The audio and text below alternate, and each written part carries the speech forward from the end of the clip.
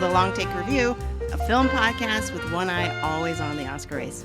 I'm your host, Jen Bankard, and I'm very excited about this. I'm here with my very own awards guild.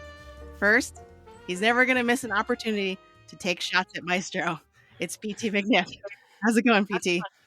I haven't had an orthodox career, and I wanted more than anything to have your respect. The first time, I didn't feel it, but this time I feel it, and I can't deny the fact that you like me. Right now, you like me! And I'm glad you gave us the exact wording of that, because I feel like it's the most misquoted Oscar speech of all time. Thank you. And he's going to show immense restraint today by not picking Indiana Jones in every category. It's Greg Cass. How's it going, Greg? Once you overcome the 1-inch tall barrier of subtitles, you will be introduced to so many more amazing films. I'm going to go drink till tomorrow morning. I forgot he said that last part. That's amazing. And finally, he's over here on Naiad Island. Antonio Elefano. Are you ready to hand out some awards, Antonio? Films and life are like clay, waiting for us to mold it. And when you trust your own insides, and that becomes achievement, it's a kind of a principle that seems to me is at work with everyone. God bless that principle. God bless that potential that we all have for making anything possible if we think we deserve it. I deserve this. Thank you. Yes. Amazing. Oh, everybody really brought it today. I'm so excited for this. So we are here today. If those oblique references, to borrow a phrase from David Chen on Filmcast, those oblique references do not register as Oscar speeches or Oscars in jokes, we are here today for a very special episode. You know, every other Oscars podcast in my feed, they're putting out their final predictions because Oscar nominations come out on Tuesday. We are going against the grain. We're swimming against the current, like Diane and I had.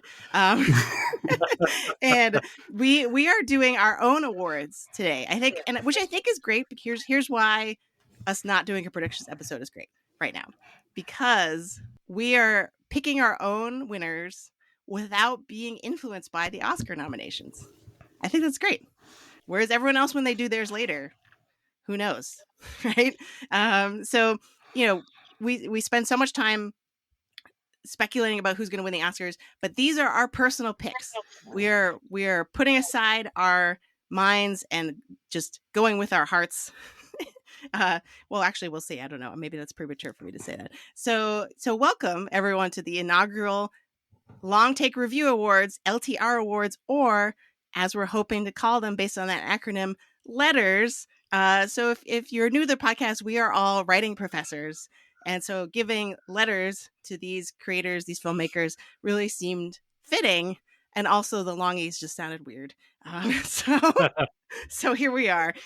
So I'm about to explain sort of how we're going to proceed with our own award show today. But PT, if listeners enjoy this episode, they want to hear more from us, what can they do?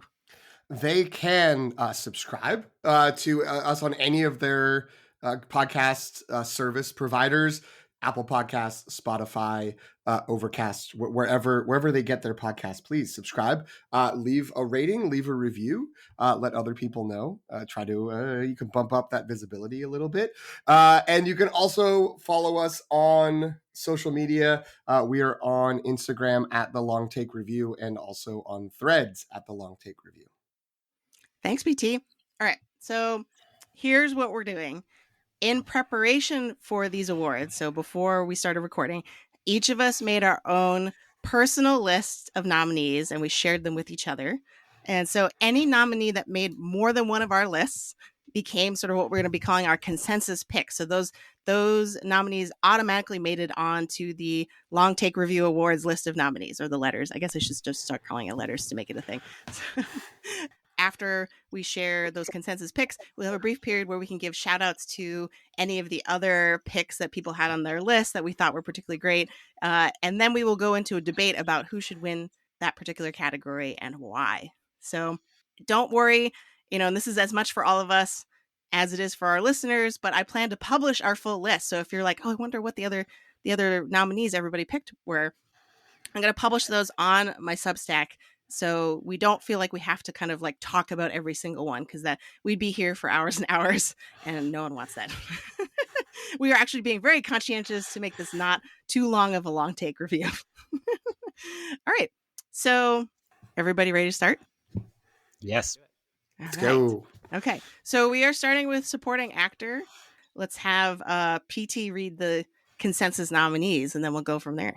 All right. The consensus nominees from our 4 ballots for Best Supporting Actor are Charles Melton in May, December, John Magaro for Past Lives, Sterling K. Brown for American Fiction, and Ryan Gosling for Barbie. These are good picks. I agree. Are there any other, before we start debating those 4, are there any kind of hidden gems, I guess, on our list that we'd want to call out? Jen, you're the host and you're always sort of marshaling us. Why don't you go first? Is there someone on your list you'd like to share? So this is kind of just a general thing, which may not be helpful, but I really liked kind of the non-recognized Oppenheimer ensemble picks. So Greg had Matt Damon. I had David Krumholtz. There's probably a bunch of other ones, maybe barring Rami Malek, that like you could pick and make an argument for.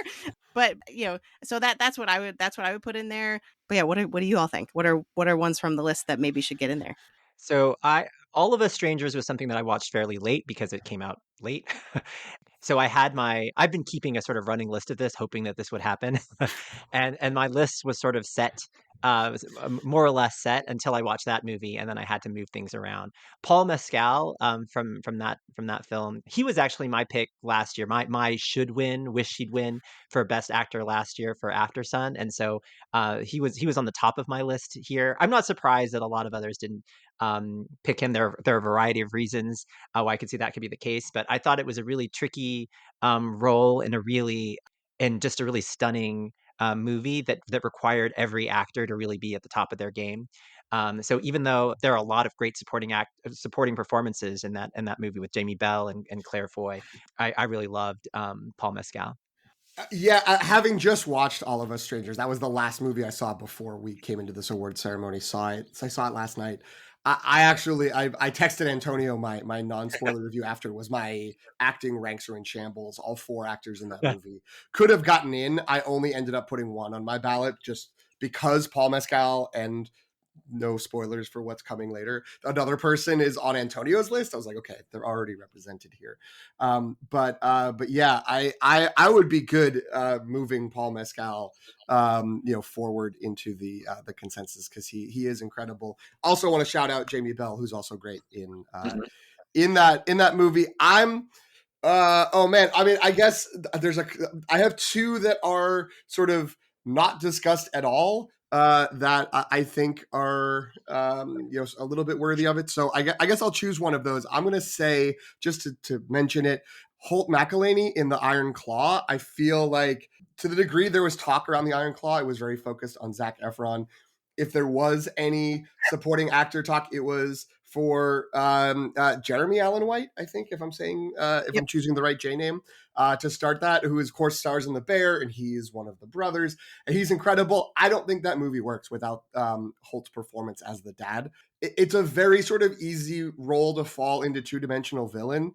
And, it's not that he isn't, a terrible, abusive father in many ways, but it's like, it feels so lived in, and it feels like a real person. And again, I think the movie, to the degree the movie is successful at sort of showing the messed up dynamics of this family, it's on the back of the parents, and I think that Holt is really important there. So I'm just going to shout him out.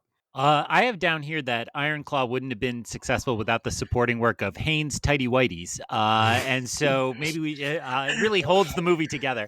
That's a great pick. And I do agree. It's so hard to talk about that movie. I understand it's like history, and if you're a wrestling fan, it's really well known. I am not a wrestling guy, so I went in totally blind, and so much of my enjoyment came from that. I appreciate how you kind of stood away from explaining anything, and I think that's so I'll agree with you, but also stand by that. I was just gonna say, Paul Mezcal actually was in the last movie I watched before this pod, but that was Foe, and I want to just like take away his acting card for being. No, I'm just kidding. It's just a really bad movie. So I was really disappointed because I do think he's one of the best of the current crop of actors, and needs good scripts. I'm talking to you, Sir Ridley, and Gladiator 2, Gladiator 2, which I yeah. think is just wrapping production. So we'll see. I will just echo Jen's. There are a lot of dudes in Oppenheimer, and many of those dudes are pretty good. And so there were a crop to pick from. I picked Matt Damon because nothing gave that movie life for like 45 minutes. And then when he's coming in and starts gathering up the team, kind of being the Danny Ocean, now he's graduated. I thought that movie came alive in a way that was desperately needed. So that was my pick from the dudes in Oppenheimer. He is what makes that movie fun, right? I wouldn't describe the whole movie as fun, but he's the fun part of it. I pledge to not add any more names to the discussion, but I do just want to note, I feel like this was the most crowded for me of the acting categories, or at least the hardest to draw the line of like definitely in consideration versus like, okay, very good, but I'm taking them out. And I was realizing that when I think about who I want to put on a list for both supporting actor and actress, that it's sort of like, well, this movie, does this movie work without this performance, or how much does it change that? And I think that Oppenheimer discussion is speaks to that as well, that it's what changes the temperature in a positive way in the course of a movie. Also note, it's interesting, none of us put the presumed frontrunner Robert Downey Jr. From Oppenheimer on this list. Is that just because he's got enough awards and we're all fine with that? Or do we think that these other Oppenheimer performances are notably better? I cracked up when I realized that. I was like, no one, literally no one. But I think it's true. I think it's because he is sort of we're trying to be hipsters by making cool picks, and his is not the hipster pick. Fair. But I think he's deserving. Like, he's amazing. Like, there's a reason he's the front runner. So I don't, I wouldn't have a problem nominating him in this category necessarily. It just seemed like the obvious choice. But let's move into, who should be winning this? This part's tough. I'll dive in. If you guys have been looking at my picks and kind of soothsaying, I'm out on some of the movies you're very high on. So this might make this very interesting.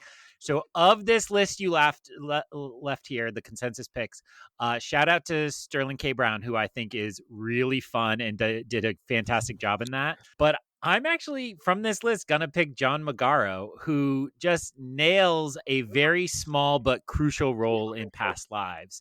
And I just want to note how that could have so easily been a caricature, and that you want him to be a caricature, you want him to be a scumbag, you want him to be all these things, and in a very small amount of time makes you love him and not want the ending you thought you wanted. And again, I'm trying to be just slightly vague. So from this list, I'm taking Magaro.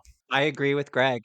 John Magaro. I think that that part of what makes that movie and the ending as complex and interesting and devastating as it is it rides on the audience finding him to be as worthy and as interesting as he ultimately is, and that's a credit to the actor. It makes me really sad that there hasn't been any real award buzz for him in particular.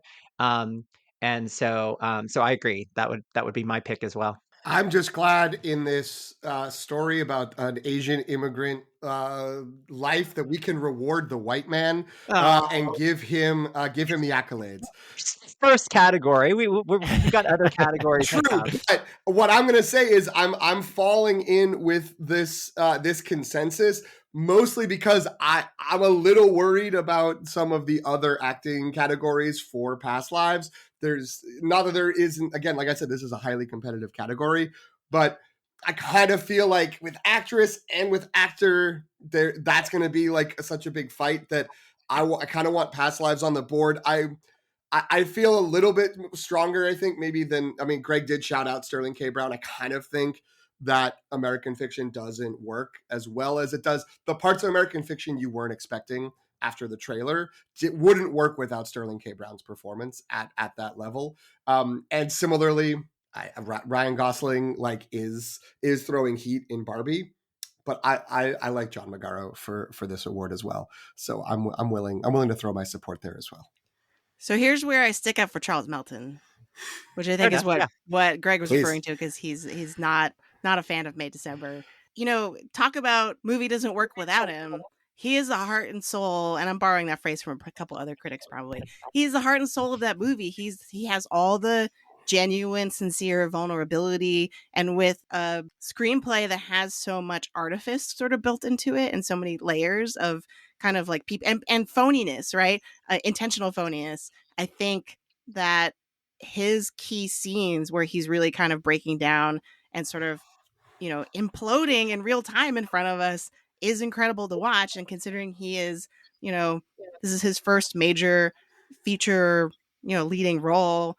He came from a television show about Archie, right? That's what Riverdale is, right? It's just incredible. And I want to stick up for him because he's likely at this point not, and this is the only predictions talk I will have, I swear.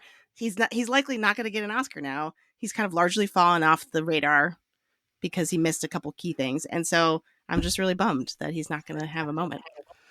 That's fair. I do think, in my mind, partly because he had that momentum for a while with all those critics awards. I'm like, yeah. I mean, I know everyone's waiting on bated breath to see if they get their letter trophy in the mail. But it's like Charles Melton's got his, he's all right. But I agree with everything you're saying. Unlike Greg, I'm still on the May December train, and I think, yes, that Charles Melton is a crucial central performance there. But I think I'm gonna go. I'm still with the John Magaro coalition. The Magaros have it. I mean, I love that performance as well, so I have zero problem with that being our winner. Shout out to schlubby white husbands playing video games on the couch. We got one. Half listening. What's up? Incredible. Yeah, love it. Okay. So now we're going to move on to supporting actress. Antonio, do you want to read our consensus picks for this one? Oh, yes. This is amazing. I can't believe I get to list off nominees. All right. The nominations, the long take nomination, the letter nominations for Best Supporting Actress are Davine Joy Randolph, The Holdovers, Jodie Foster in Naiad, Julianne Moore, May December, Rosamund Pike in Saltburn. So let's start. What were things that any additional shout outs that people want to add right now? Actually, Jen, you have one that I really love that almost made my list, and that's Rachel McAdams and Are You There, God? It's Me, Margaret. That's a movie that I liked okay, but the scene, I remember when I watched the scene of her talking to her daughter about why they don't see her parents, the grandparents again, and it was so beautiful and moving that I rewound it and just rewatched it again. And this is a movie that has Kathy Bates, an actress who's engineered to steal scenes. And so the fact that Rachel McAdams still is you just can't take your eyes off of her no matter what. It's a credit to her, and I think just career best work from her. So I was a little sad that it couldn't make it onto my list, and I was really happy to see it on yours. Yay, I appreciate that. So for context, I watched Are You There, God? It's Me, Margaret on an airplane, and halfway through the sound stopped working and I had to switch to captions, and still I was just bawling through so many parts of this movie. Yeah. It really got to me. And her performance, she's so grounded and believable as a nice mom. You know what I mean? I think in lesser hands, that role is just kind of saccharine and sort of oh, I'm just here. I'm just a mom being supportive, right? But the way that she plays it, and especially when in the scenes where she's trying to be a PTA mom, which I'd heavily identified with, it was oh, I've definitely been in situations like this, and she's struggling to sort of with her sort of professional interests, and she wants to support her school and she wants to be a good mom. They just, she's going through all this change in her life, and I bought it. She was so good. So yeah, I'm glad that's making it on our shout out list. Yeah. I watched it on a plane too. But go. Um, Others. well, I was Yeah. going to say, like a random dance number being inserted into an otherwise just great comedy, I will say that the Mean Girls musical proved to me that we are not appreciating Rachel McAdams enough. That movie did not work for me, and I'm like, it's so the actress playing Regina George in the Mean Girls musical doesn't have Rachel McAdams sparkle, and you need that kind of underlying thing that Rachel McAdams has. And I just think she's the classic example of an actress who got out of the like debut hot girl phase and people forgot, and that is a shame because she deserves a lot better and is really good. I'm going to throw in my suggestion based on PT's rule of moments ago. Does a movie that doesn't really work without this person? I really like Maura Tierney in Iron Claw, the other parent in Iron Claw. And certainly this would be, is it the Judi Dench 6 minutes of screen time wins you an Oscar rule? Maura Tierney is often present in the film, but not really the center of a scene. She kind of gets one good scene a la Emily Blunt in Oppenheimer, and she kills it and is kind of amazing. And I think that movie is at risk of just being about dudes doing dude stuff unless you get a little bit of her in there. And actually, I would throw her in the same category. Like, we take Maura Tierney for granted because she's been on television and in our lives for so long, but she's really got chops and deserves more attention. So that's my toss in. Yeah, shout out to News Radio, one of the best 90s sitcoms that unleashed two terrible people onto our culture. But Maura Tierney is not one of them. It's Andy Dick and Joe Rogan, to be clear. Let's name names. I fully agree. I shouted this out in on our list mostly because I almost had Maura Tierney on. I actually put Claire Foy in from All of Us Strangers in a sort of similar, like, unlike Rachel McAdams, who's like the good mom, who's like struggling really hard to, like, dude, these are people who are trying really hard, but are kind of like, at times leaning towards a bad mom side, or at least, are causing more harm than the Rachel McAdams character is. But yeah, I would put Maura Tierney in that sort of, in Iron Claw, that sort of, I'm only in I'm around, and then I got one sort of centerpiece scene, and then I'm back on the side. I would put that over the Emily Blunt version of it, just because when she's just around, there's just like, she's still slipping the knife in every once in a while, and just sort of has these like pops in otherwise chaotic scenes with a lot of male energy. Yeah, she's very important to that movie. I am going to say, after I snuck my Claire Foy reference in, I'm going to officially say my shout out a double nominee for me. I'm giving things away in the future. It's Sandra Hüller for The Zone of Interest. This is a movie not a lot of people have seen. I think only two of us here have seen it. I could be wrong. In a movie full of absolutely like chilling moments, she has the most chilling moment, and I'm not going to say anything more than that, but she's very good in this. So I don't think she should win. I don't even know if she's going to really get into the discussion. But I'm spotlighting her because she's incredible in that movie.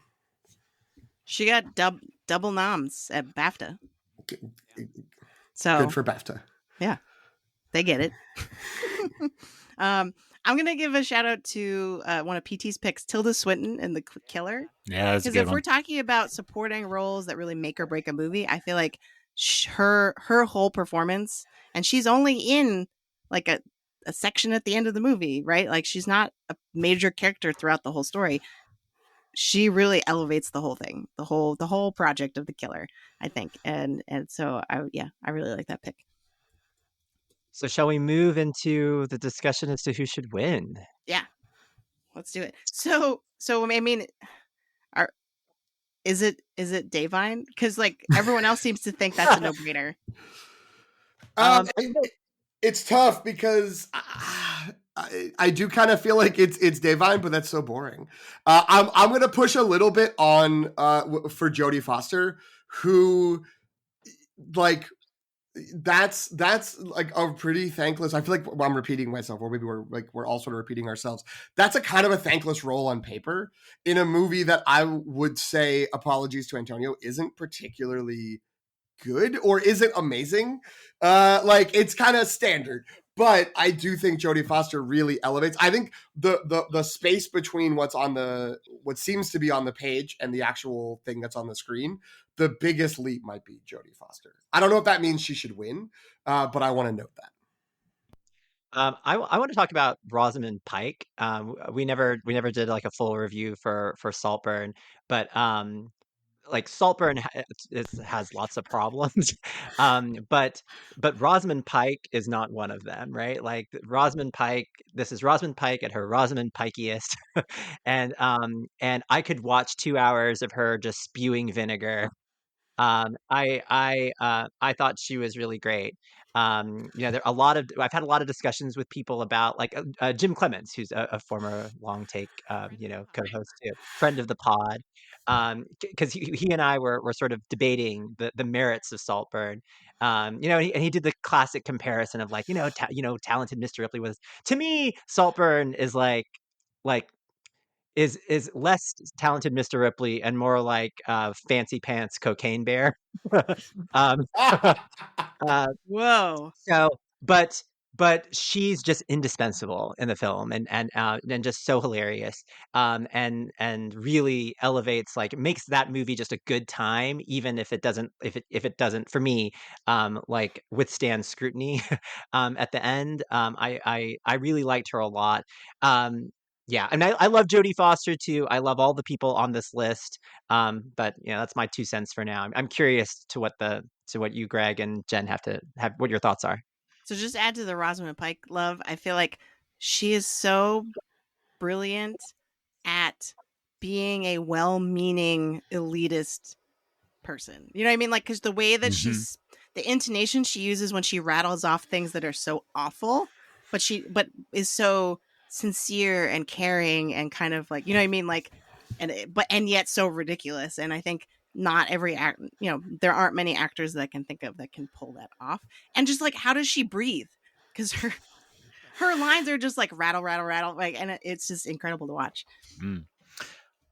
Did she get the line, I think it was Times New Roman? Because that, I sometimes remember that joke and I I think so. die inside and just, I love it so much.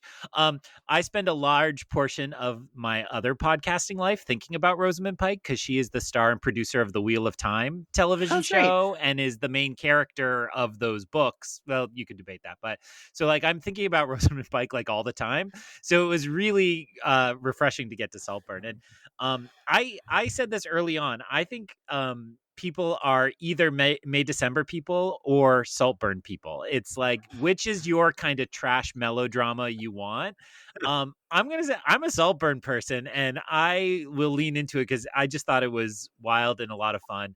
We didn't mention him, but I also gave Richard E. Grant a spot on Best Supporting Actor because those two are hilarious and again kind of fit that profile that I've referenced before of like, we don't appreciate them enough. I mean, Rosamund Pike, she got that weird Globes nomination for the Netflix movie. We appreciate her enough, but like it's a really good performance. So and I will say that, and then I will also note that like really the only flaw I see in Davine's performance is the accent kind of comes and goes just a little bit. Oh. And I mean, this is something I'm sensitive to because I'm from New England and still live in New England, unlike you people who went to where there's like enjoyable climate. How dare you? And so I think I'm going to stick with Davine, and I know that's boring. I completely agree. But that film is so good. I've been a fan of hers since she took on the Jack Black role in the High Fidelity reboot, which she was awesome in, even though that show didn't last. So I want to stick with her, and I vote Davine. I think I'll be honest. I do want to shout out Julianne Moore. It was funny. We all sort of picked someone to talk about, and we left Greg with Julianne Moore in the movie. He's already made clear he doesn't particularly like. I do want to shout out Julianne Moore. She is incredible. I think in May December, and just has in the same way, it's obviously a very different movie, as Greg said, potentially polar opposite movie. But in the same way, Rosamund Pike just has those impeccable deliveries of that kind of character. Julianne Moore has some impeccable deliveries from basically her first line to her last line in the movie are memorable. And I do like her a lot. I ultimately. To me, it's between Julianne Moore and Dave Vine and kind of Rachel McAdams. Like I would be willing to sort of hear a Rachel McAdams rush if people want to do that. But right now, my vote is still on Dave Vine, which is boring. But here we go. I'm fine with Davine. Like, I think that she's great. I'm glad that we spent some time talking about the other nominees. It might, I don't think that all of them are going to match up with like Oscar frontrunners. But whatever, like sometimes Oscar frontrunners deserve to be Oscar frontrunners. For a so, reason. Yeah. Just wait until we start talking about Oppenheimer, Antonio, and then you'll start seeing Oscar frontrunner time. Spoilers. So I'm fine with Dave Vine, though. When PT floated Rachel McAdams, I got really excited. So if there's a push for Rachel McAdams and we want to switch, I am 100% in support of that. But Dave Vine, I just want to say, because we haven't really explained why her performance is just dominating the Oscar race right now. Her vulnerability in that movie and the way that she can switch so quickly from being kind of like almost the comic relief sort of like jolly element in the movie to then quickly being the like most tragic character in the movie. You know what I mean? Like, and I think she handles that so effortlessly and makes it feel all of a piece. Like sometimes when performances demand that, some actors that can't quite handle that and kind of hold that all together, it makes it seem like they're in different movies and different scenes. And I feel like she makes it all feel consistent in a way that's really difficult. So, yeah. All right. I mean, does anyone object? That sounds like that's what our pick is. Yeah. Yep. All right. Yay. So we're moving on to Best Actor. Greg, do you want to read our nominees? Jen, I would love to. As I scroll down the document. Okay. So for our consensus nominees for the Best Actor Letter Award, we have Cillian Murphy from Oppenheimer, Andrew Scott, All of Us Strangers, T.O.U. Past Lives, Paul Giamatti, The Holdovers, Jeffrey Wright from American Fiction, and Leonardo DiCaprio from Killers of the Flower Moon. So we squeezed on a full 6 here because there's so much consensus among us. But to honor the pattern, I would like to make sure we give some shout outs to people who deserve more attention. So I'm going to throw it to PT first because PT, you picked Jason Schwartzman, Letterboxd's #1 actor of the year. Which is just crazy. He's the most watched actor of the year on Letterboxd this year. So what spoke to you about Asteroid City?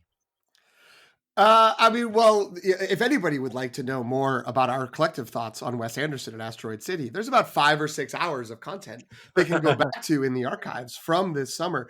But, I know we're trying to keep everything spoiler free. It's a little strange saying no spoilers. Asteroid City it feels like it came out a long time ago, has been on streaming for a while. But the layers of narrative that are there, where it's like a TV show of a play of a sort of movie depicting what happens in the play, and that there's a lot happening there, and Jason Schwartzman as the most central character and the person who has to sort of be one role and then the actor playing that role, and the sort of that actor's public facing persona versus the sort of backstage persona. There's a lot of plate spinning that he is doing in there. And I think that it's sort of thankless. And there's a little bit of, I got as I was compiling at least some of my categories. And I went deep. I went through all the craft categories too. I was like, Wes Anderson is just not being respected enough on some of these things. And I think one of them is that he has some of these actors, and Jason Schwartzman is perhaps one of the foremost of those, who are just so good at his rhythms and so good in his sort of whole style and aesthetic that it's easy to overlook like what he's doing and how much work he's putting in. So yeah, I wanted to shine a light on him and give him a nomination.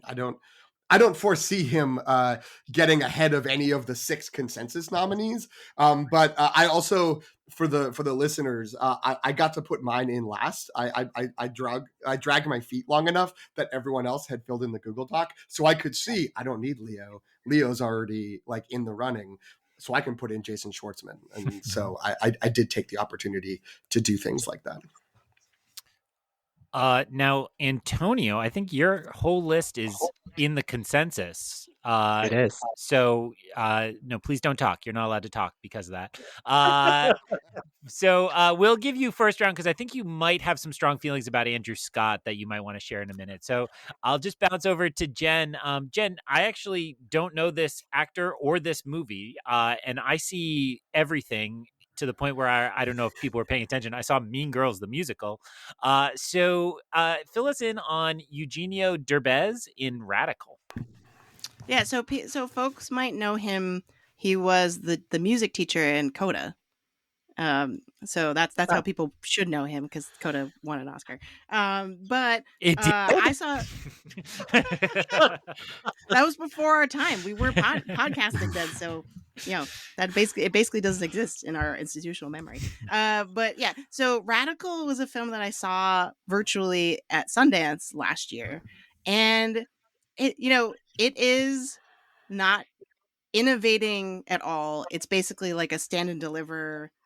It's based on a true story, but it is like pretty similar to Stand and Deliver, Dangerous Minds. It's like he plays a teacher who's thinking outside the box, trying to get through these kids that the world has left behind and the school's failing them and stuff like that. So, but he's amazing in the movie because he has like this manic, crazy teacher energy, like a la Robin Williams in Dead Poets Society, but then also has these like really touching scenes. So the movie overall, I'm not surprised, it's kind of like no one knows about it, but his performance in it is really good. So I was trying to think of lost performances that I saw this year that I really liked, and his was definitely one of them. I'm like kind of sad that nobody knows who everyone's forgotten about him because I think he's a great actor.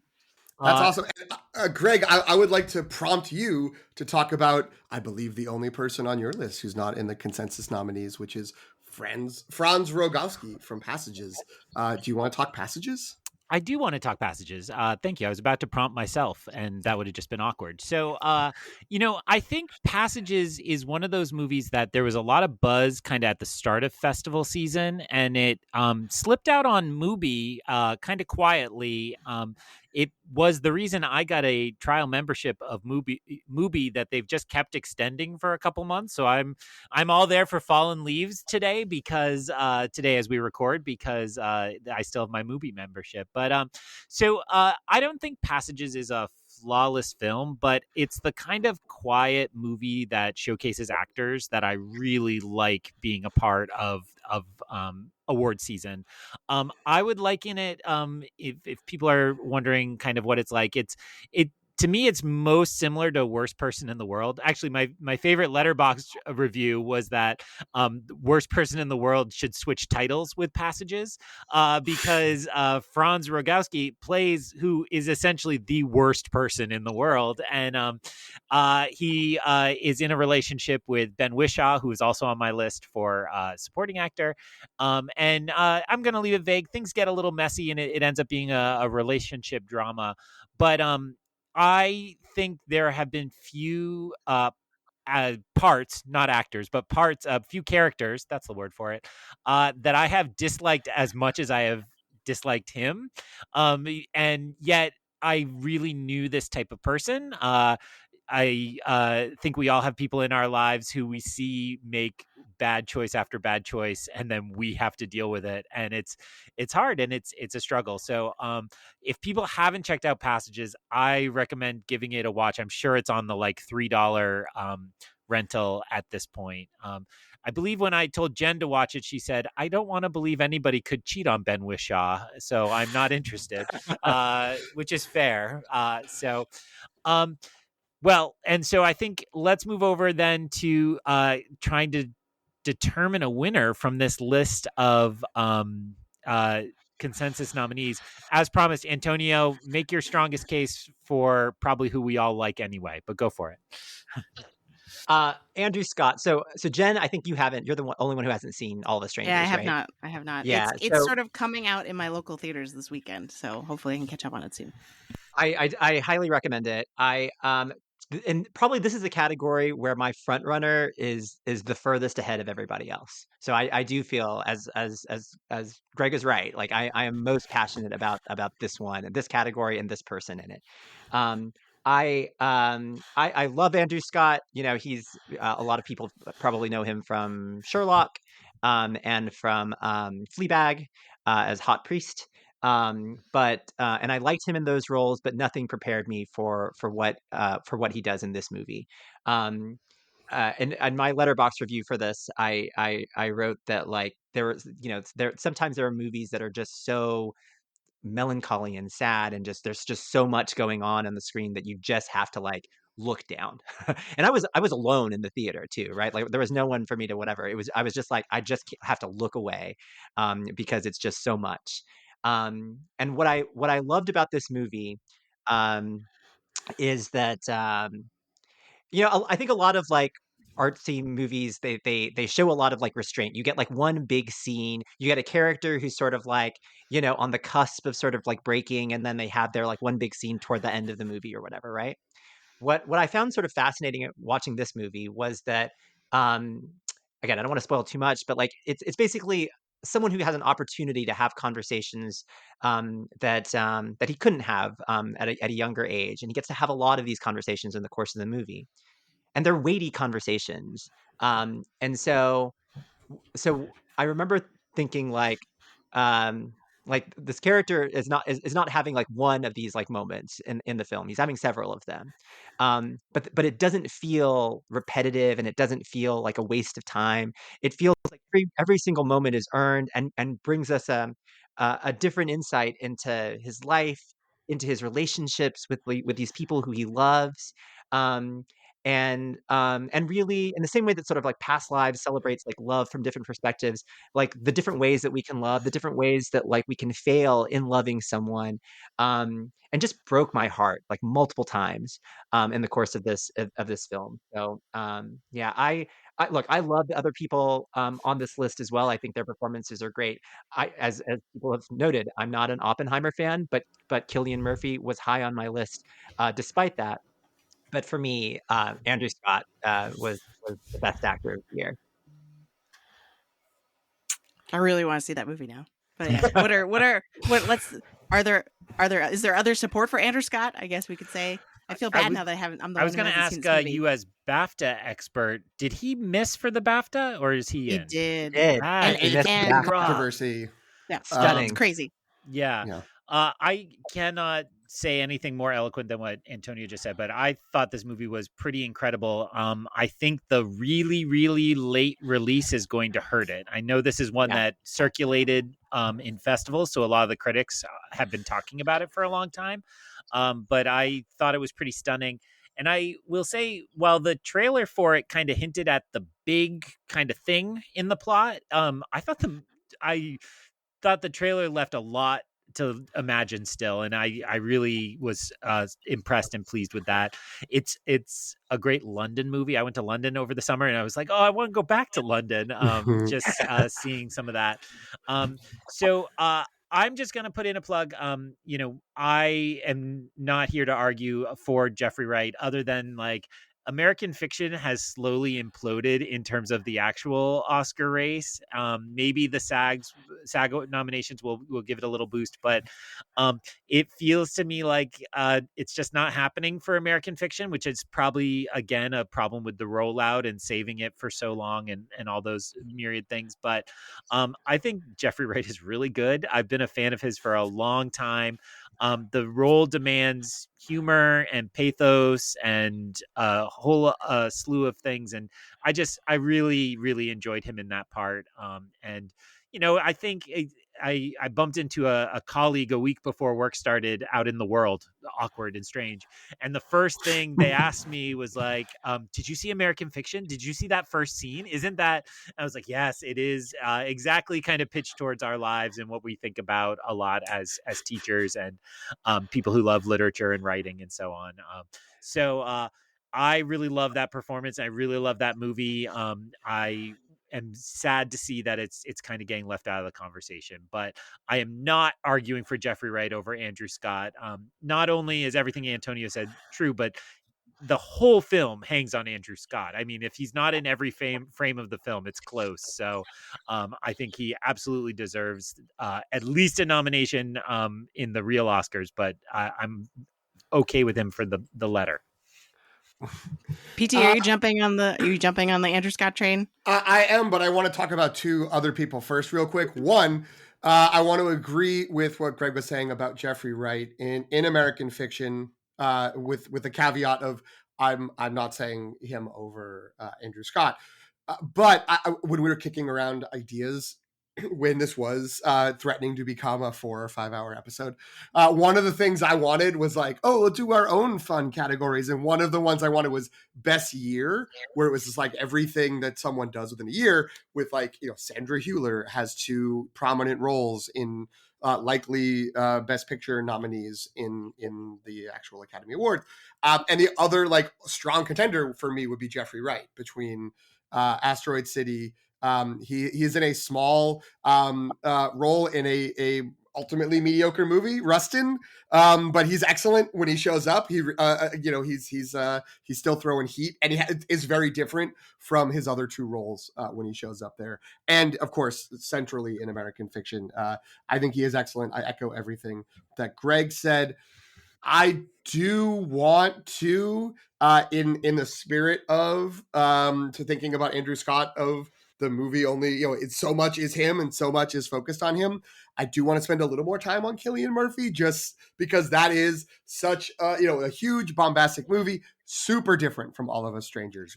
All of Us Strangers, 4 people, only 4 people with speaking roles, only like a couple of locations, whereas Oppenheimer, this operatic insanity, but so much of it is just Cillian Murphy's face and what he's thinking about things. And it's so much, so many of the things I remember from that movie are just huge 70 millimeter IMAX close-ups of his face as he takes in information and tries to like figure out what is happening, whether it's scientifically or it's this sort of unpredicted legacy that he is unleashing onto the world. So I do think that he is absolutely incredible. Andrew Scott, I think I kind of have them neck and neck. I kind of feel like, yes, they're both similarly excellent. The only reason I didn't go in, my ballot in shambles, I didn't go in and edit Andrew Scott into my list after seeing it, is because I was like, he's already moved forward. It's fine. He's good. But yeah, I don't think I can say better than what Antonio said and Greg echoed. But I do think, to add slightly, that so much of the movie feels like the culmination of like a lesser movie. Like almost every scene feels like this, not every scene, but many of the scenes feel like this could be the like final moment. And that could be really draining. It could be like trite almost to sort of have all of those things. But Andrew Scott is just masterful and deft at like feeling like a real person doing this, and not like a paper thin version of like a person struggling with internal demons and catharsis and all of what all the things that are unfolding around him. So partially because of the excellent performance, partially because I'm worried Antonio will walk off if we don't go with it. I am fine endorsing Andrew Scott for the win. Yeah, I'm also fine with that. I mean, I haven't seen the movie, so I'm not going to argue with the votes for that nominee. I do want to make my case for Cillian Murphy, though, because that would be my pick. I feel like Oppenheimer does not work if Cillian Murphy cannot make me believe that Oppenheimer both is ambitious and guilty. You know what I mean? I feel like if he's only one of those things, we have like a standard cliched biopic, right? And I feel like it's because he can kind of handle and hold the sort of duality of, on the one hand, he's like really excited about the Trinity test and he really wants to get this project off the ground. He's enthusiastic about it, but then you also believe that that's still true afterwards, but then he's also like burdened with this American Prometheus status, right, of like, what have I done kind of thing.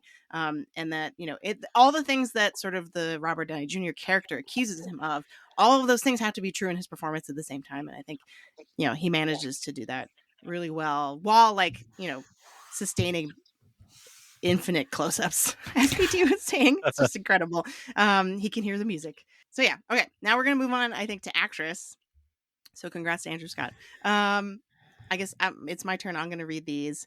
So the nominees for Best Actress for the Long Take Review Awards are Lily Gladstone for Killers of the Flower Moon, Emma Stone for Poor Things, Greta Lee for Past Lives, Sandra Hüller for Anatomy of a Fall, and Margot Robbie for Barbie. All right. So do we have any additional shout outs? I would like to just very briefly, and not even for like true consideration over all of those names, I would like to shout out Tiana Taylor, who is the lead in 1001. That's my memories of Sundance last year. It's I think it was eventually released. I think Searchlight picked it up. It just kind of felt like it just got dumped on Hulu. But it's I think a really great movie capturing sort of the transitional moments of sort of like mid 90s through like early 2000s New York. And she plays a mom who kidnaps her son, who is in foster care, but she is, I think she's been in prison and or has lost custody of her child, and then sort of just scoops him back up. And they're sort of living. It's sort of almost a story of being undocumented, but like you're born and raised in New York City, because like he's not officially her kid, and they're technically like illegally existing because she's a kidnapper.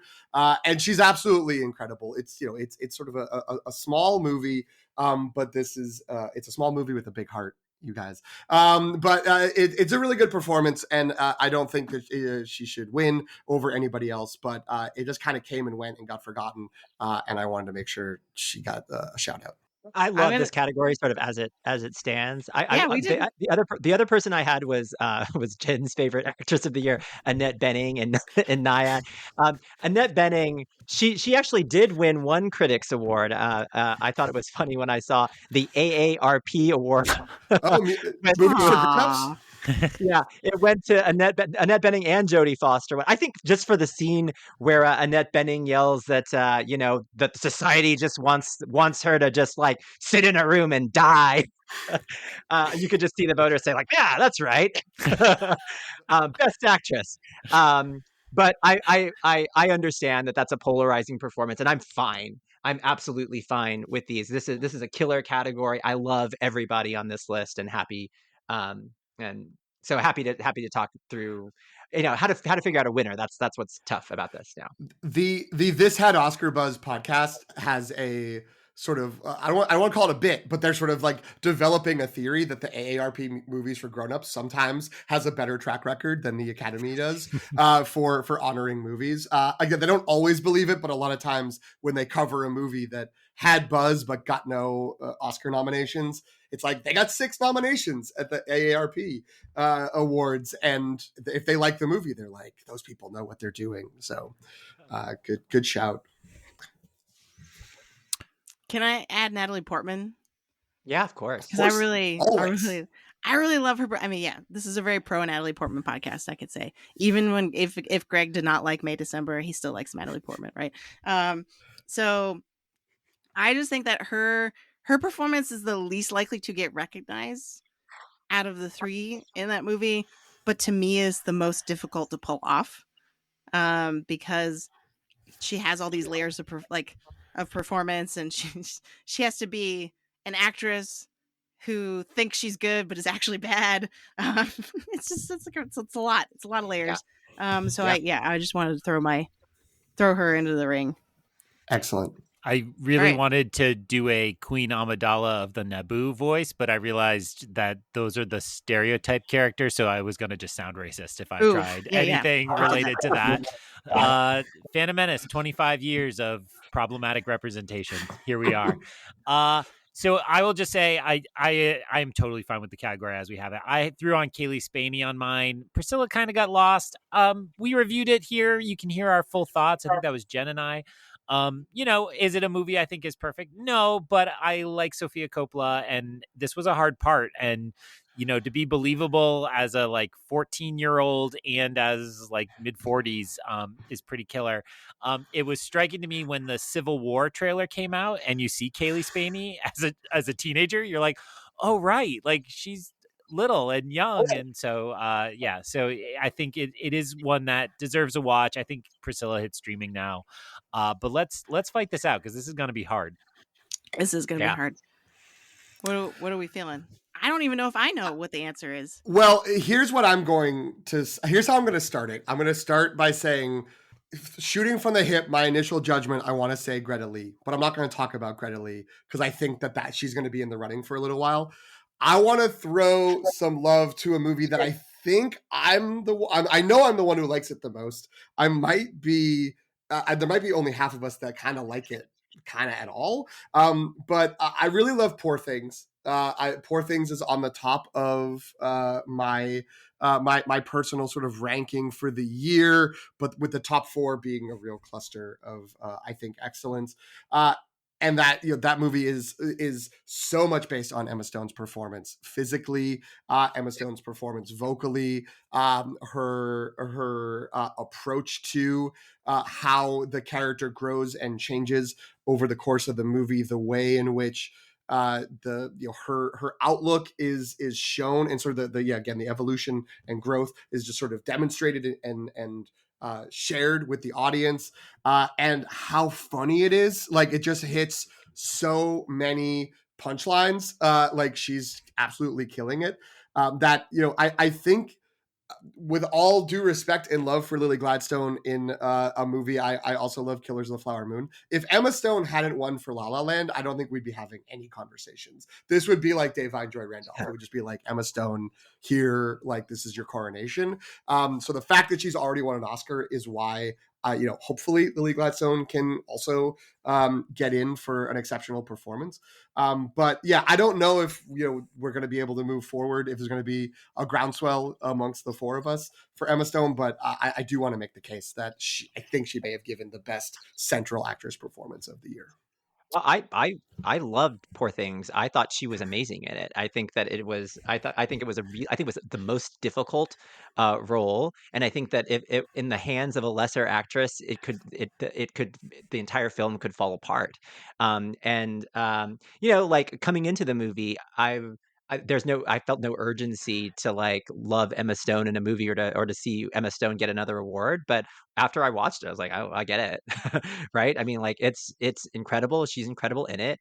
To me, it's actually between Emma Stone and Sandra Huller in Anatomy of a Fall. I think that's also a very tricky role in a very tricky screenplay. And I mean, that's an amazing screenplay. So, and you can say a lot can be attributed to that. But Poor Things is also an amazing screenplay. But I think that she does a lot with when we talked about Cillian Murphy and just sort of close-ups of a somewhat inscrutable face. But what Sandra Huller has in Anatomy of a Fall, she also has some really great searing scenes, like the scenes where she's yelling at her husband, that where she just shows just a range of a really complicated person. So to me, it's between those two performers. As much as I love Greta Lee and Lily Gladstone and Margot Robbie, it comes down to those two. So what are your thoughts, Jen and Greg? I'm so torn about this because I love every single performance we have on our consensus list. But I think since we haven't really talked about her yet, I think my vote's going to Lily Gladstone, who is actually now in trouble in terms of she's no longer the front runner as definitively as she was. Emma Stone sort of pulled in front of her at this point because she missed Lily Gladstone missed BAFTA, and Emma Stone won Critics' Choice, I believe. So, Disclaimer, Jen was recently in a room with Lily Gladstone and has been won over by the campaigning. That's true. Personal That's true. charm. Oh. Hollywood Foreign Press. That is Hollywood true. Local Press. So for okay, that's fair. That's fair. For context, I got to go to a live recording of Little Go Men, which is Vanity Fair's award season podcast. One of my personal favorites. I know Greg religiously listens to that one too. And they had their guest that they were interviewing was Lily Gladstone, and then the costume designer and the clothing consultant for Killers of the Flower Moon. And so I was literally sitting probably like 8 to 10 feet away from Lily Gladstone. That's cool. It was incredible. She's amazing. She told this amazing story about how her rap gift from Martin Scorsese was like a Sicilian, like a model of a Sicilian cart. I'm gonna get it wrong now, but it was some really weird thing, and it was because Martin Scorsese identified with the Osage culture as having a lot of similarities with his own culture, which is presumably Sicilian, I guess, and this object that he gave her reminded him of the wedding scene from Killers of the Flower Moon. So the way she told that story, right? It's just like a gift she got at the end of the movie. The way she told that story was so powerful. I was like, it reminded me of all the things I loved about her performance and how she really is the gravitational pull of that movie. Like, she makes that movie. And a lot of people complain that like she's lying in a bed for half of it, right? Or that she doesn't have enough screen time. I'm hearing all these arguments, and I feel like Killers of the Flower Moon isn't even like my top movie of the year, but her performance I feel like is so powerful and undeniable, and that she shows such like strength and poise in her like of her character, and she's just this like steady, even when like the fact that she is lying in bed sort of sickly for a bunch of the movie and is still like has this such huge presence, I think is incredible. It's hard not to kind of read her. I didn't realize she was in trouble, I will say. I do think that is incredible. I would say for the actual Oscar, that's still my pick by far, because I do think it's a good role and it's a good historical precedent. PT started talking about Poor Things, and it was really inventive and engaging. And then it got really, really muddled in the middle and kind of died out in a whimper. So yeah, that was Poor Things. Antonio started talking about Poor Things, and he had like one really good point he was making, and then he made it continuously for 2.5 hours. So yeah, that was Poor Things. Sorry, I am down on Poor Things. I just wanted to take shots. It sounded more personal than I intended it to, but it was the way into that. So I'm going to say I'm not on the Emma Stone train. I understand the performance. I do. You both, I believe, shouted out the physicality. I like the nudity and the sex stuff, like great, but like the dancing, I assume is what you meant, right? Like the way she embodies a toddler in that particular moment was incredible, and I'm sure is way more work. Very similar in my mind to the way Margot Robbie embodied a doll. These are weird things to say about actresses, and was able to do that, and it looks effortless, and yet it was, I'm sure, an extreme process. So, but I don't know. Maybe I was just in a crabby mood when I saw Poor Things. So, for me, this is down to Sandra Hüller and Greta Lee. Nobody has stood up for Greta Lee, so I will just say I think as much as there's so much going on in that movie that is creative and collaborative, Greta Lee is luminous, and you can't stop wanting to see her on screen and hear her voice. And because of her presence in that film, you understand the whole premise. I mean, I'm going to spoil the first 5 minutes. The whole first 5 minutes is about like, look at how captivating these people are. I want to know more about them. And that's what unfolds over the course of the movie. And it's to me, a credit to Greta Lee with respect to the two actors. It is really, really hard to deny Sandra Hüller just carrying Anatomy of a Fall. And the fact that I could so desperately want her to win and yet not be totally sure she was innocent, trying to leave it just the slightest bit vague, I think is pretty incredible. The language switching is not to be underestimated either. Like that's crazy the way she could do that and act as the character struggling with language in ways that are different than her own personal struggles with language. She said that. I'm not just assuming she has language struggles, but I think all of that is really a credit. So I'm stuck between those two. I don't know where that leaves us. As I just want to, we have not too directly praised Margot Robbie, who I don't think is anyone's favorite. So I think this will be the end of talking about her. But I mean, obviously, Barbie doesn't exist without her, and you don't want to give an acting award for producing work to lead up to the performance, but that's kind of crucial. And then the the performance, I think, as Greg was sort of mentioning, the physicality of the Barbie and sort of the emotion of being the central part of that movie. That I guess people could debate like, oh, is it that deep? I mean, it's deeper than anyone expected a movie about Barbie to be, but the depth that is there is channeled through Margot Robbie's character. So it's again a mark of an amazing year that it's like, okay, she's out of the discussion after saying all of that. My thinking right now, after hearing everyone and agreeing that all four of these are absolutely incredible, I kind of want to give it to Sandra Hüller for her performance, and also zone of interest bump that, like, we don't have a best year. I want her to be rewarded, and she has two incredible performances. Spoken like I an know Academy Lily voter. Gladstone has one or two other performances this year as well, so I don't want to short shrift her, and I know that maybe she's not the favorite anymore for an Oscar, but on the balance of things between the two performances and also who has been winning a bunch of awards and who hasn't, who I'd like to make sure is recognized, I'm kind of now leaning to Hüller. I'm fine with that. Does that help us? I don't know. I'm leaning. So if Lily Gladstone's not in the running with everybody else, I'm going to put my vote behind Greta Lee, which maybe makes it a tie at this point. I'm not sure. Channeling Ingrid Bergman, it's a tie. One of the podcasts I listen to has that in their opening montage, and so it's like I hear it all the time. Greta Lee's performance is as strong as all these other ones, and is the most subtle. That's going to be my bid for her, because, and I think that's why she's potentially not going to make it into the Oscar nominees, because people aren't noticing how good her performance is because it's more subtle. But I feel like her character by definition has to, actually sort of similar to Sandra Hüller, like has to kind of straddle these different worlds, right? That's the whole point of Past Lives, is that she's sort of caught between these different lives. And I feel like the fact that she can do that, and then also like portray a sense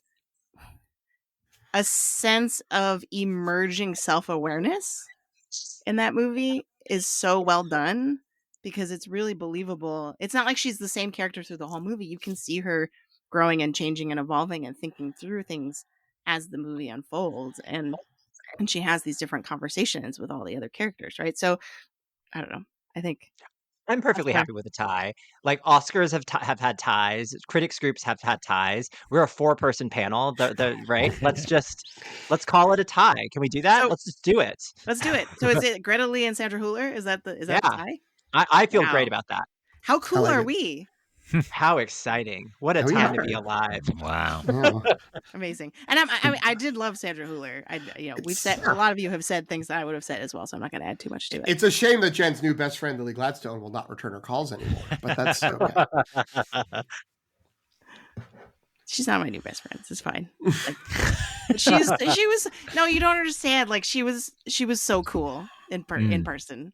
Like, I'm not surprised, but it was really, I feel like I'm astounded if she doesn't get in for some weird reason. I think she will get in, but if she doesn't win, it's not a result of poor campaigning. Let's just say that she's just got it. She's so together. It's just amazing.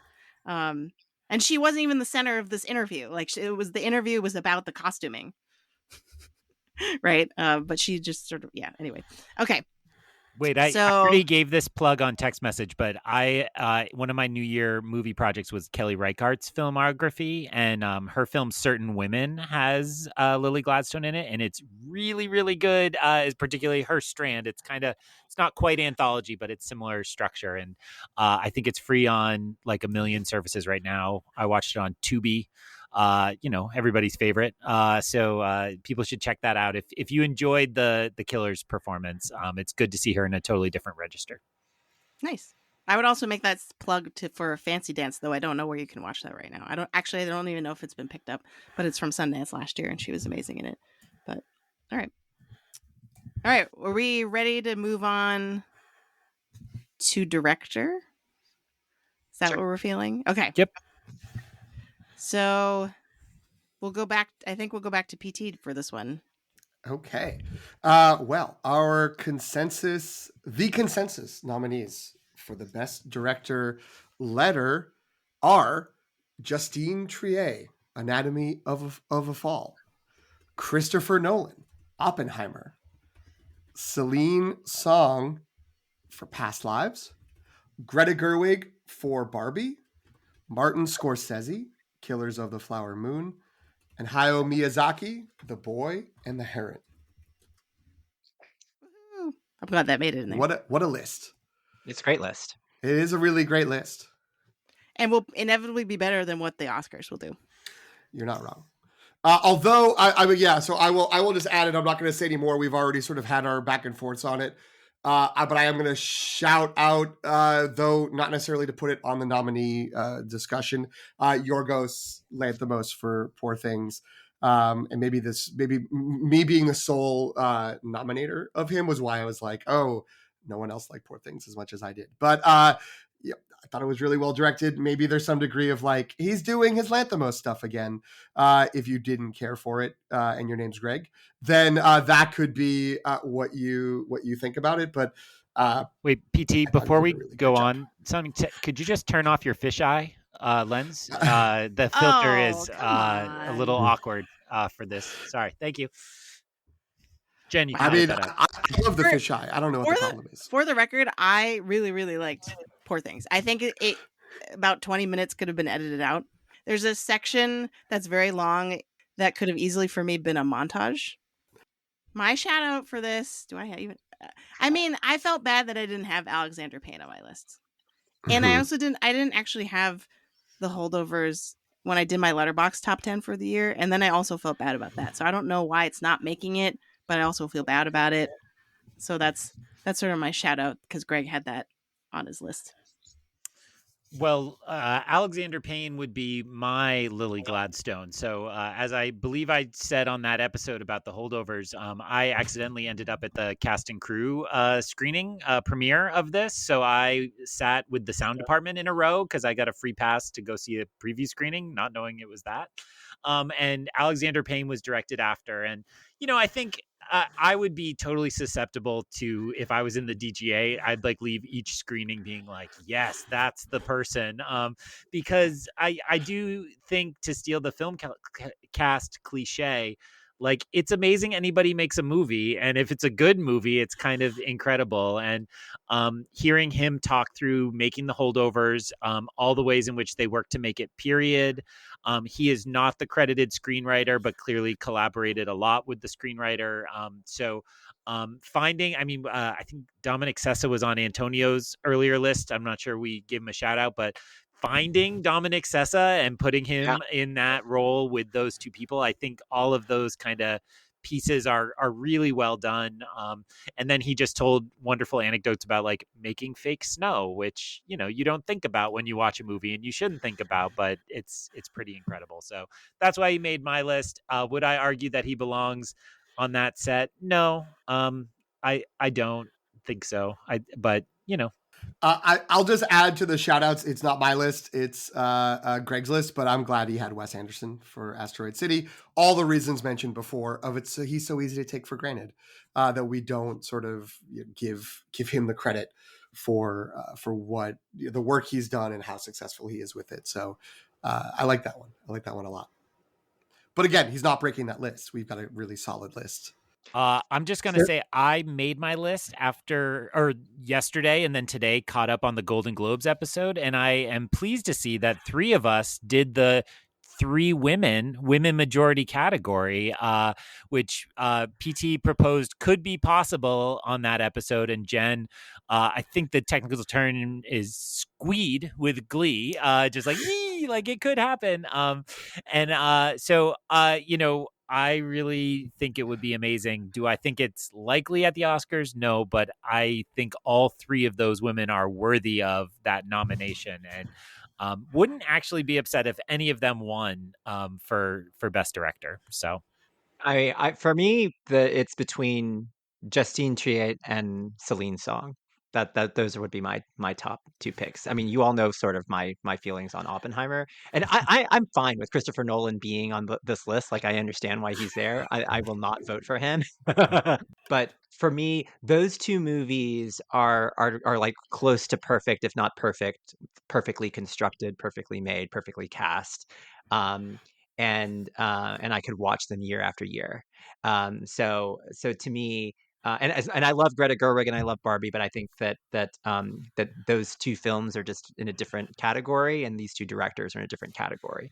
So so that those are my top 2. What are your thoughts? So if we think about the rubric for evaluating directing, sorry to go teacher here, No, good. right? It's what? It's vision, right? Like how visionary is the film, or how much is the film a reflection of a singular vision, right? But it's also kind of like sort of what we've been talking about with like it's casting, right? It's finding the right people for the right roles. It's getting the right performances out of actors. But it's also sort of like the management of a huge production to be successful, right? So there's a lot that kind of goes into it. But I feel like if we're using those types of things as metrics, that I think why I'm kind of doing this inductively now. Why Yorgos is not on here and why Greta Gerwig I think is not as much in the conversation is because, at least in terms of how it's been presented to us, that they have partners in doing those things, right? So Greta Gerwig has Margot Robbie as the producer. And so much of the narrative has been that Margot Robbie, this was her idea. She made it happen, right? So like in some ways, a lot of that credit of like the success of Barbie seems like it should be going to her, and or at least being shared with Greta, right? I don't want to downplay Greta Gerwig's achievement here. Same thing with Yorgos, right? The story we've been getting is she's like he's partnering with Emma Stone. Emma Stone was like really crucial in terms of figuring out what this movie is about and defining Bella as a character, right? And arguably that doesn't work. The movie itself doesn't work if she's not doing that. So that's sort of like why I'm like they're not quite there for me. And so for me, I'm more torn. I mean, the basic like film bro in me is like, well, duh, it's Christopher Nolan, because of the technical achievement and like the IMAX, the shooting on IMAX, inventing things for the movie, right? That kind of thing. Sort of like how like Hans Zimmer invented musical instruments for Dune, right? Like it's that Christopher Nolan has a similar appeal to me, right? Of like, oh, he did all these cool, innovative things, right? But I'm left with Justine. I think I've heard Triet and Triet. I don't speak French, so I don't know which one is more correct. Do we say the T at the end of her name? Unknown. No one knows. Everyone's shaking their head. And Celine Song. And so and here's why. So there's a director's roundtable that I watched from, and I believe on a previous episode I said it was the Hollywood Reporter. That was incorrect. It was the LA Times, the Envelope, their like awards section that they hosted. And 2 things. One, Celine Song, and I'm sorry this is going on so long. Celine Song told the story about how she would not allow Greta Lee and Teo Yu to physically touch each other until they met in the movie. So like they had only Zoomed prior to shooting that scene because she wanted to like have the awkwardness of them reuniting to be authentic. Like she wouldn't even let them shake hands when they met each other, which to me I was like, that is so smart. And like that now it seems like all the great things about past lives were deliberate and planned and purposeful, and I think that's brilliant. Same thing with Justin Triet, like the fact that she like wouldn't even tell Sandra Hüller whether or not like what she thought about the character and let her kind of figure it out. And that to me fits perfectly with the theme of the movie, right? And so I don't know. That's my long way of saying it's for me. It's between the two of them. I was thinking a lot about how in my head. So one thing that I'm struggling with is Past Lives came out a really long time ago, and I saw it in June, and I haven't revisited it. So when I was sitting here a moment ago, I was going like, well, Jen's making some good points. I think maybe I like Celine Song better as the writer. Like maybe I'd rather award her a screenwriting award than a directing award. I'm like, yeah, feel good about yourself, Greg. You did that. And then I remembered The Last Shot, which if you're talking about like singular vision and something that, PT has actually been very nice about Maestro, but no Maestro hasn't been brought up often across these lists. But Maestro had some really flashy camera moves that to me were saying like, I'm a director. Yay. Like, let's check these out. Like, you want to see a camera flip upside down? And the camera work, the vision, and I'm not always the best at knowing which role belongs to the cinematographer versus the director and so on. But that was like an incredibly good oneer that you didn't realize was a oneer because it was so involved in the emotion of the scene that you lost it. You forgot. You were just being a voyeur in that moment. So basically while Jen was talking, I talked myself out of Celine Song and then back into Celine Song there. My only consolation, I don't expect her to go far in the Oscar race, but it's so early in her career. I mean, a debut of this quality, I can only imagine what we're going to get from her in years to come. So I'm very excited about that. It's easy to be nice about Maestro when you've been proven right. The nominations speak for themselves. That's true. No one picked Maestro for basically anything. No. Right? But, Do we have any? No. I don't think so. I put it for best makeup because I'm the only one who went down that far. Yeah, I didn't make it that far because I knew we weren't recording. But here's I'm good with this consensus that I feel like is coming to the two sort of smaller movies. I do want to briefly defend the bigger ones, the more bombastic ones, while not making it clear I'm not saying I'm going to fight you all on all this. But I do like Jen was like, well, let's lay out a rubric for directing, which I thought very clearly was going to be, here are some arbitrary things that are going to tell me that it's Oppenheimer. Although I appreciate that's not where it ended. But while you were laying that out, I was like, this is Scorsese for Killers of the Flower Moon. The vision, the sort of setting things up, managing all the people, casting it impeccably, like getting all of these things together and doing it sort of very, I think, clearly with the understanding, which I don't think we should overlook, like how, maybe this is bad to say, but it's laudable that someone who's 80 years old, who's been very successful for decades and decades, recognized, like, I'm telling this story and I probably shouldn't. Like, but no one else will if I don't, so I'm going to do this. And like that is infused with all kinds of steps in the movie. So, and he's, he's a master, potentially, the greatest living director in terms of accumulated, filmography. One of the contenders being someone else we're not really talking about on our list, who's Miyazaki. But so be it. I will say I don't think we're getting to it because of time constraints. If we had gotten to screenplay, my Andrew Scott would have been Killers of the Flower Moon, an adapted screenplay, where I'm like, this is such an important job. The choices they made and the way they took the original material and the way they reshaped it into this needs to be recognized. So that's where I would put, since we have, justifiably, understandably, gently snubbed Lily Gladstone. I'm also fine saying, okay, it's not Scorsese here. And Nolan's getting his flowers. Nolan's going to be fine. But you put a gun to my head. He did the best job directing movies this year. But I'm fine not awarding him for that. Between the two, Justine Triet and Celine Song, I just like Past Lives a lot better and all the things that you were saying. So I'm going to go Celine Song.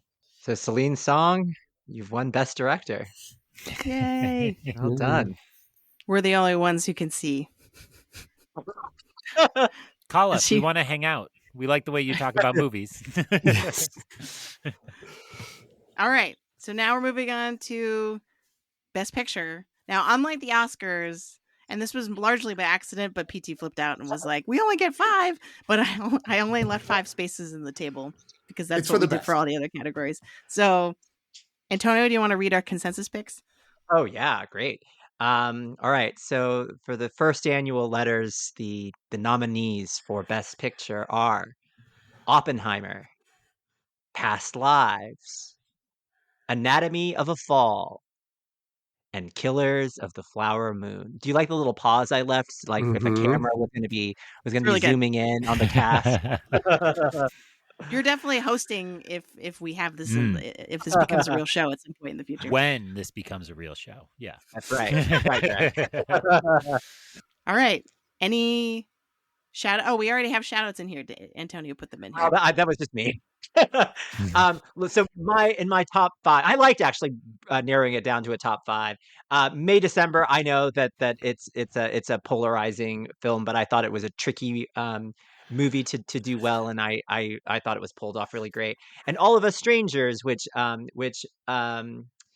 know is maybe an unusual pick for this category, but to me, when I think back to last year and and have sort of like visceral memories of being in the theater and experiencing a film, it would come down to 3 movies: Past Lives, Anatomy of a Fall, watching it with 2 of you, and then All of Us Strangers, watching alone, and then feeling like I wanted someone with me. And I just thought it was I just love I love all of these movies. Even the ones like I didn't love Oppenheimer, but I understand why it's there, and I respect it. And look, if I get outvoted for that one, and that I accept it. But Past Lives, Anatomy of a Fall, or would be my top 2. But what are the rest of you? How about the rest of you? What other shout outs? Well, I want to shout out us collectively. First of all, I believe I'm looking at this table of all of our nominations, and I think on my personal list, like the lowest it goes is like 11 or 12 for Barbie. And and we have close to 10, if not 10, full movies.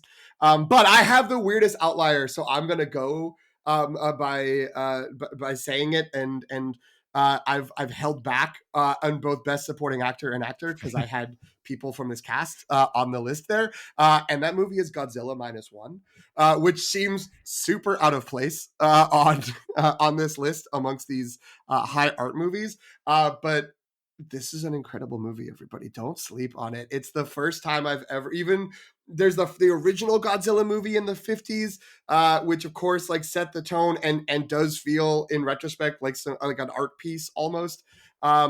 It's clearly the best Godzilla movie since then, potentially even better than that. It's the first time I felt there was a legitimate human drama unfolding in the context of a giant monster rises out of the sea and starts like randomly attacking cities.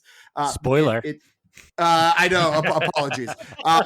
It's the first time that like, and again, I've missed some of them along the way, but it's the first time the original Godzilla being a sort of post nuclear age, atomic age, a symbol of dread. That there's a similar usage of it, but like tweaked in a slightly different way.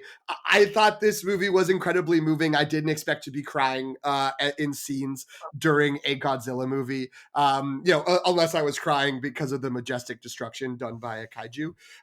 But it wasn't that. It was because of the humans interacting with each other and the drama that played out combined with a Jaws homage for like 20 minutes in the movie. And then, almost like an Ocean's heist kind of like we're assembling a team to put a plan together. There's all kinds of things mixed in together, and it's done really effectively. So I don't think it should crack our actual list of nominees, but I've gone long enough not talking about it. So I do need to say Godzilla -1 was one of my favorite movies of the year. And I think isn't it coming back to theaters in black and white? Did you hear this? I did see that. I didn't, but I will go see it. Godzilla if that happens. -1 minus color, I think, or something like that. That's not even a joke. I think that's what they were calling it. Yes, I actually thought about it in some of the supporting categories myself, or I couldn't really decide which performance to honor out of it, but I'm glad it made a list. It's not eligible for best foreign language because Japan went with the vendors, right? So, that's famous Japanese director Wim Wenders. Yeah, who pops up a lot in the Coppola book that I just read. So my pick that's not on the list, I will shout out American Fiction again. Look, I like just a small story sometimes, and I like it's a great ensemble, and it's the kind of movie I think they should make more of. My other pitch for American Fiction is it is very much tied into the project of like Mike Schur, The Good Place, and Parks and Rec. The director Cord Jefferson comes from The Good Place, or and other jobs, but wrote for that show. And the kind of, if you like the wholehearted, like good people trying to do good things, I think this works for that. It's a little different, but it works out really well. But I will just put in the plug. It seems a shame if we don't mention Zone of Interest again here. Certainly a tough watch, but among the most harrowing experiences I've ever had in the theater.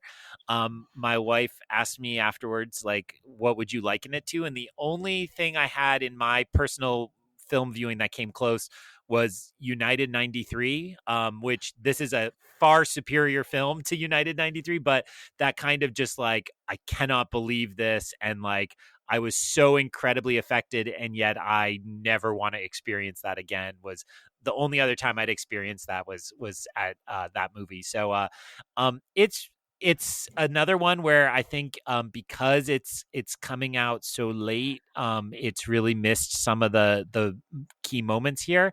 It's also just not something buzzy. There's no movie stars in it, and there's no like walking out feeling good. But the things that it shows and you experience, and the ways that resonates to our present moment are incredibly powerful. So it would be a shame not to have it mentioned here for best film of the year. I don't know what its chances are. I think it did well at the BAFTA nominations. Maybe there's the still big some headline hope. is that it made the PGA 10, which Oh, people okay. were shocked by. Nice. So it's on the board. It's definitely very easily could be in Best Picture now. I haven't seen yet, so I'm going to see it this week. I do want to echo Greg's praise for that movie. Sorry that I rushed in with Godzilla instead of Zone of Interest, but Zone of Interest is they're so similar. I know in many ways. I mean, reckoning with the legacies of World War II and the tragedies committed there. An argument could be made. Anyway, I do think that's one of those movies where I left and I was like, "Ooh, that was so tough!" Like, what an experience. That movie has maybe stuck with me more than any other movie. And like, I keep sort of, anytime I go see a new movie, like last night, All of Us Strangers. I was like, well, All of Us Strangers, I got to put that on my top list. It slid into my top 10. Whenever I'm doing that, I'm also like, I'm bumping Zone of Interest up a point or two, because I've been thinking about that more than May, December, American Fiction, The Holdovers. So it's made its way from like starting at like 12 or 13 up to, I think it's like 6 or 7 now. And I could just see it rising over time. It's the one thing I'll just want to add to it, and this is very kind of film bro to say, I guess. It's the most Kubrick-y movie I have seen from like the 21st century post Kubrick. Like, it's like, oh, David Fincher is the new Kubrick, or all these other people that might get sort of slotted in there. But the sort of steady camera work, the sort of following of characters, the way in which the directing of it, and the sort of almost just framing of everything, like, somehow finds a way to build up the dread, and the use of sound in particular, and music when music is used. I think really harkens back to, like, it's like if the Shining was more explicitly about wrestling with genocide and the guilt of genocide, which some have argued The Shining is about wrestling with genocide. So yeah, it's hard to recommend. It's not fun, but it's really incredible and sticks with you in a discomforting way. All right, we got to start deciding now. So what? I will say this. I was Mhm. willing if you all had barreled into me like Christopher Nolan for director, I was willing to give up director to get picture for Past Lives. But normally I obviously director and picture are often, quite inextricably linked. So to me, it seems like if we picked Celine's song, it should be Past Lives for picture. But what do the rest of you think? Well, the Oscars in recent years has many times I know. split these two categories to sort It's of true. honor more people, but I like that logic. I think that makes sense. For me, it's really between Past Lives, Anatomy of a Fall, with like Oppenheimer as the I know everyone would say Oppenheimer. Like so many people are saying Oppenheimer. It's likely going to clean up at the Oscars. So it's the more basic choice. But I don't know. What does everyone else think? I do personally have Oppenheimer and Killers of the Flower Moon over Past Lives. But I guess there's a part of me that's like, it doesn't, to the degree that this is less of a blind voting body and more of we're a critics group, and we're aiming for some sort of consensus. Like, I also wouldn't try to push Poor Things through because Greg feels like, I know I did not really like Poor Things. And I don't really want to push Oppenheimer through because Antonio's like, I didn't really like Oppenheimer. That doesn't seem like it reflects all of us. Like, Right. and again, if it was like the little movie that could, and it's not getting any other recognition, maybe I would feel differently, but it's like, it's Oppenheimer. It's made $600-700 billion, $1 million. It's fine. It's going to be okay. It's going to win a bunch of things elsewhere. And again, if it comes down to Past Lives versus Anatomy of a Fall, I'm going Past Lives all the time. I'll put a little like, are we sure we don't want to consider Killers of the Flower Moon? Like, that movie's incredible, and in many ways is a towering achievement, and a late career masterpiece. So I'll put that out on the table. But if we are down to the two, quote unquote smaller movies, I go with Past Lives. Granted, I haven't seen Zone of Interest, but what you were all describing, I think, or PT might have said this a second ago, of it, you keep thinking about it and it stayed with you. I feel like for me, out of the things we have on our list, that's Past Lives. That's the movie that I saw the longest ago, and yet is the one I periodically come back to and think about. It's the most thematically rich in terms of both what's happening with the characters, but then also sort of how I, as a viewer, can sort of relate to what's going on with the characters, and how it's both so specific, but then utterly universal in what it's talking about. And so that would be kind of my bid. The intellectual side of me, or critic side of me, wants to pick Anatomy of a Fall just because, one, it's unlike any movie I've seen in a very long time, in the sense that it's like nominally a genre movie because it's a courtroom drama, procedural, but at the same time, it is definitely not that, and rejects that, and has so much to say about truth and representation and narrative and all the juicy things that we like to think about as literature nerds and writing teachers, and so that's why it comes down to that. But then Oppenheimer, for me, I'm just like, wow, what a movie. Like, you know what I mean? But What I a think picture. it seems like, yeah, it's the Once Upon a Time in Hollywood Al Pacino meme. But I feel like it sounds like we're leaning towards Past Lives as a consensus pick. Greg, what do you think? Just so we're clear, listeners, behind Jen is a giant poster of Milo Machado Grainer that just says "World's Best Lawyer." She should be honest about that. Wait, Milo is the kid. Oh, sorry. Oh, dang it. I thought I was cheating correctly. You just made me sound super creepy, Greg. All right, edit that out. But the defense lawyer, I thought was your pick before, so my apologies. No, it's the kid. He's amazing. He carries that movie. Not more, maybe more. Well, I mean, Snoop. I don't want to go back and relitigate the acting categories, but like, he's the centerpiece of the movie in a lot of ways that people don't notice because Sandra Hüller. All right. So if I were doing a personal rubric for Best Picture, my favorite Best Picture winners somehow really represent the year they came out, and that like they act in a time capsule. Like, yes, that is, honestly, last year's Everything Everywhere All at Once, as crazy as it seems, that was like, yes, that is what it felt like to be alive in 2022 and dealing with the world. And if that criteria were dominating my thinking, I just want to say that I would go Killers of the Flower Moon, because I think this moment where we're trying to reckon with our history, with toxic masculinity, with all these issues that are getting stamped down all over the country, I would just say this is the movie that was the most important way in which we were thinking about the world in 2023. So that would be my case were I to make it for Killers of the Flower Moon, but I don't think that I can really do that. I can make that argument for Past Lives Oh, because of the Skyping and then they meet in person, and for a post-COVID world where we're quote unquote back to normal, but not really and never normal. I feel like that's all right. Past Lives keys into that.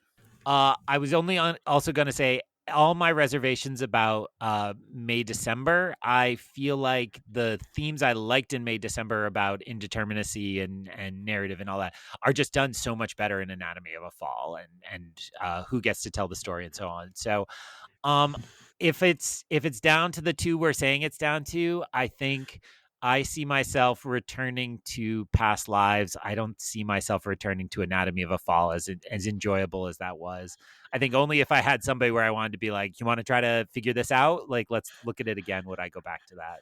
So despite my love across the category, I would go with Past Lives. Why does this now feel so inevitable? But I had no clear idea this was going to happen. Like, it feels like the whole year of podcasting has been building up to us being like, yeah, it's Past Lives. Of course, it's Past Lives.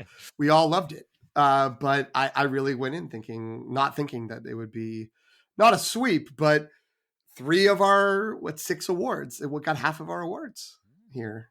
Oh wow, I didn't even really notice that as we were going along. That's amazing. But but it makes sense. It's the one movie that seems to have brought all of our tastes together, the 4 of us. Mm-hmm. So I think I like that a lot. And this, this was a true dialectic. We produced this through our conversation. I don't know if we could have done this any other way. You know what I mean? Or like, I don't know if this would have been the result had we tried to do this another way. And trust me, listeners, we discussed many other ways to do this. It was we almost had a longer conversation about how to go about doing this Correct. than we actually did doing it. I will say, because we don't have time for it, based on sort of the wrestling around director and picture, this is not final in any way. I'm just going to say, I feel like the original screenplay would have gone to Anatomy of a Fall. That would have been where we would have awarded that movie. And now that we know, oh, right, we've got Past Lives has got these bigger awards, then we would start to feel, oh, that's maybe where we can finally get something. And Killers may be adapted. That would have been. Look, like I said, you could have voted me down 3-1, but I would have dug in. I would have dug in pretty deep. I don't know if you could have gotten me off that hill. I would have gone with you for Killers. I would have gone with that. Anatomy and Killers. Yeah. All right. Yeah. Done. Right. We just did it. Why did we waste our time on these other categories? All right. Well, this was so much fun. I cannot believe that we all managed to schedule a time when the 4 of us could be on like together. That was a feat in of itself. 2, that we managed to keep it under, and let's not blow it now. We managed to keep it under 2 hours, and that we got through so many categories and managed to do a quickie for the screenplays. So thank you all so much. We'll do a round of self-promotion. So we'll start with Greg. Where can folks find you on the internet? So they can take you up on your Poor Things shade. Well, I am at ptmcniff@gmail. People can find me on the internet. I am Ion Cannon most places. That's EYEONCANON, including ioncannon.com. That's my letterbox name. We started a thing. where we are tagging our Letterboxd reviews with LTR Pod. So if you want to just see what we're watching and what we're saying about it, search in the tags on Letterboxd for LTR Pod, and you'll see that I watch a just disgusting number of movies. I don't know if I'm ahead or PT's ahead. It was pretty close for a while. I got a couple of short films in yesterday, so I might have inched ahead, but it's a little bit of a cheat. You can find me on Letterboxd at PT McNiff, PTMCNIFF. You can follow me there. And if you want to email the show, we already said up top how you can follow the show. But if you want to email the show, then the longtakereview@gmail.com. Send in your Poor Things complaints, send in your Maestro complaints, send in your Oppenheimer complaints, and we'll listen and feel that we're still right ultimately in the end. And Antonio, Letterboxd is the only place people can find you. So where can they find you? On it? Yeah, I'm at Aelefano, AELEFANO. I've Letterboxd. And you can find me on Letterboxd at Qui-Gon Jinn, though I am. Maybe this is a Highlander situation where there can only be one, but like I'm the one. I've swapped places with PT. He's been really diligent about logging all and reviewing all his movies. I haven't done any for 2024 yet. I have to catch up on ones, but there are good reasons for that potentially that I won't get into. But still, there's no excuse. And you can find me on Instagram and Threads at Subchokchai, SOPCHOCKCHAI. Should I play us out with our red carpet music? Please. All right. Thanks, everybody. And go watch some of these movies.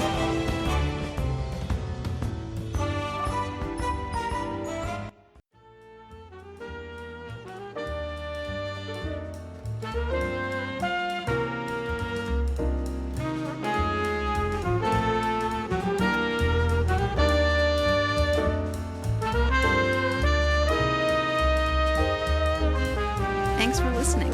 You can follow The Long Take Review on Substack at thelongtake.substack.com. Subscribe for free to receive new podcast episodes as well as written reviews of films with Oscar buzz and new films and series from pop franchises like Star Wars and Marvel.